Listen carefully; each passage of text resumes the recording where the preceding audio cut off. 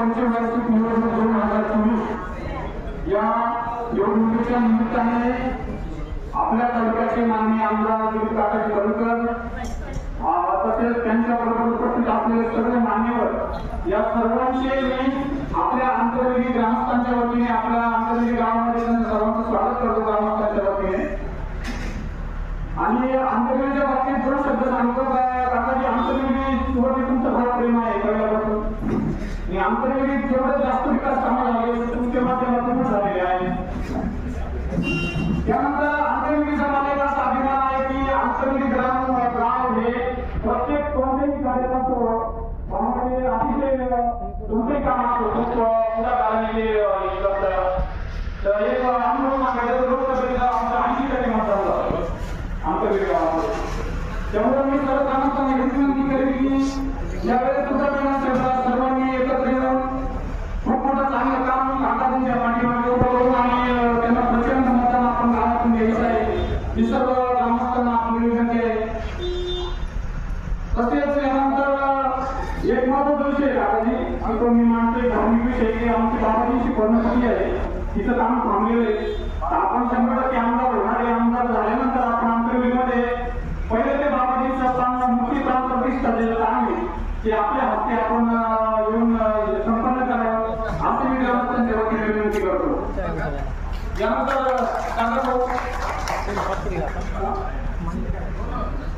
मी माणसाच्या मागण्या विनंती पद्धतीने आदेश स्वीकारावा।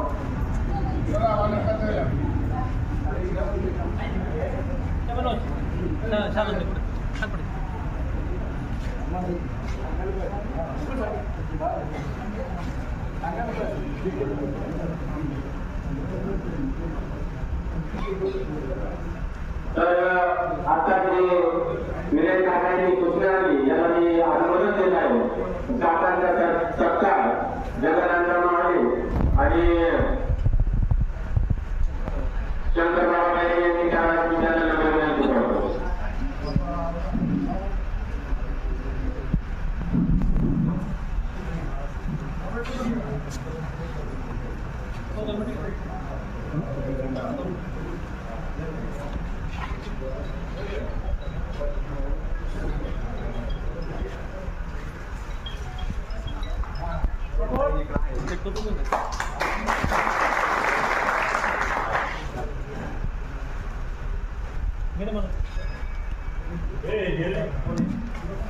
तर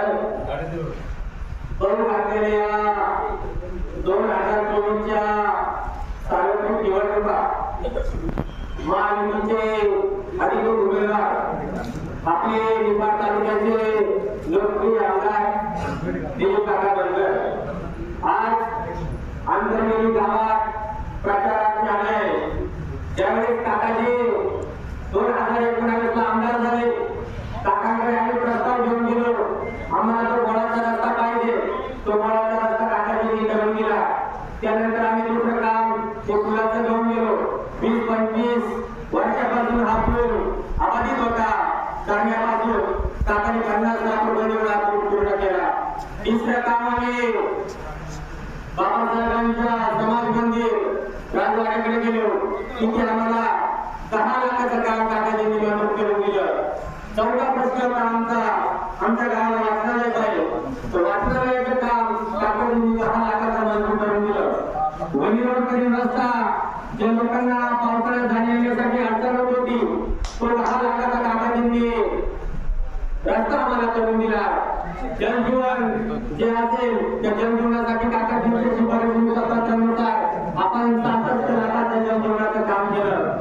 असा अनेक प्रकारचा विकास काकाजींनी आपल्या गावात करून दिलेला आहे।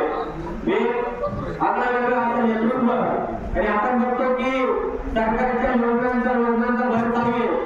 लाडक्या बहिणी आपल्या समोर बसलेले आहे या लाडक्या बहिणी ना जे 1500 रुपये सरकारकडून येत आहे ते खूप आनंदित आहे।